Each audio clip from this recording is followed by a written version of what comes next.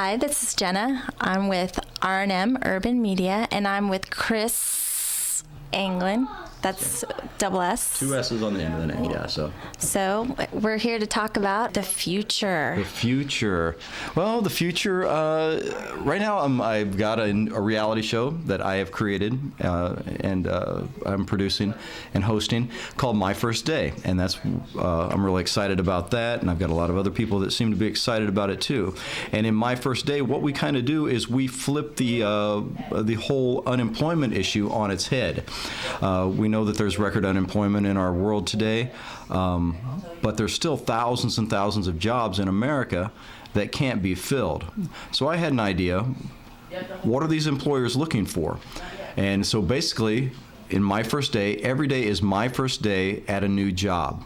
And we go in, I introduce a company, we showcase the company and always make them look good, make me look silly most of the time. Oh, okay. And I learn a new job. We shot the pilot at It's a Grind Coffee House in Long Beach, which was really fun. I got to learn how to be a barista and learned a whole lot of very interesting things about the specialty coffee business, which is a huge business.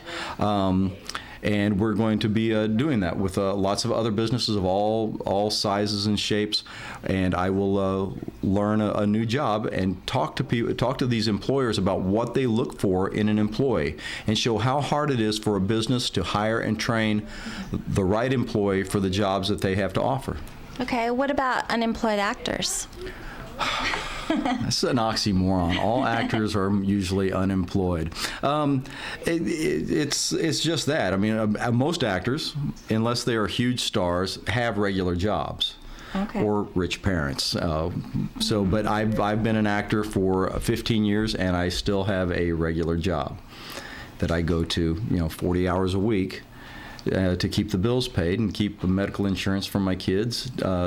So it's something that a lot of actors could probably use to learn from. I like reality shows that are informative and educating, and that's what we do with My First Day. Is we give job seekers, no matter who they are, interview tips, show them the kind of people that they're looking for, and of course every business will be different because every business will have different requirements. We'll go from businesses that you have to have no previous training for, to jobs that will need technical training, and we'll talk to those employers about the type of education they want their the people that apply to them, their applicants to have, and everything should be really interesting, and everyone should be a little bit different. So. Are you going to bring on any guest stars, celebrities, do you think, to help you with this? It kind of depends. I've had ideas, and as the show, if the show does what I hope it will, eventually we may do celebrity versions of My First Day. I would love to put Eric Estrada in like a meat packing plant and something like that, but basically we could do that. We absolutely could do a celebrity version where we bring in various celebrities and have them learn new jobs. So what are some of your past acting gigs that you found to be your favorites? Well, my first feature film was a little movie called Get Goosed, about an old Indian man who is befriended by a Canadian goose. Okay, and that was really fun. We shot that in Salida, Colorado, back in like 1999 or something, and it was my first experience, and that was a lot of fun, and made a lot of good friends out of that movie, which I still stay in touch with. And then when I came to LA, one of my first nice movies here was a zombie movie called Dead Men Walking. And so I was a sadistic prison guard, the head prison guard in this prison, and my inmates started turning into zombies. So I had a lot of fun shooting zombies in that one. One of the most rewarding things I ever did was I got to play the American Soldier in Toby Keith's An American Soldier video, which was, and I'm ex-military, and that was all, for the troops.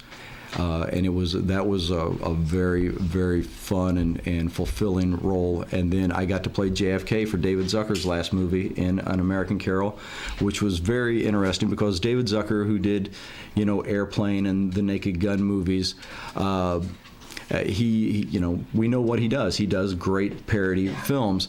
And first time I met with him, he told me, he says, look, the whole movie's a parody, but the guy loved JFK. And he says, I don't want you to be a parody. I want you to be as close to the real thing as possible.